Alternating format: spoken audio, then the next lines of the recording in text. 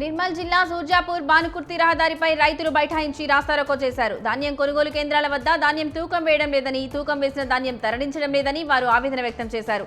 అధికారులు వచ్చి న్యాయం చేయాలంటూ నినాదాలు చేశారు. లేకపోతే ఆందోళనలు ఉధృతం చేస్తామని రైతులు హెచ్చరించారు.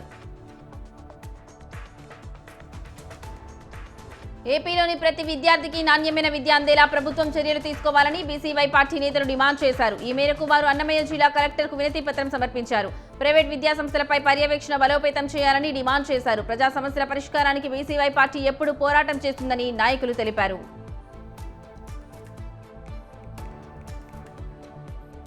అగ్గిపెట్ట వివాదం ఒకరిపై కత్తిపోట్లకు దారితీసింది. మద్యం సేవించిన ఆర్కే శివ పుల్లయ్య అగ్గిపెట్ట తేవాలని సాయిరెడ్డిని కోరారు. అందుకు నిరాకరించిన సాయిరెడ్డి కత్తితో పొడిచారు. పోలీసులు కేసు నమోదు చేసి దర్యాప్తు చేపట్టారు.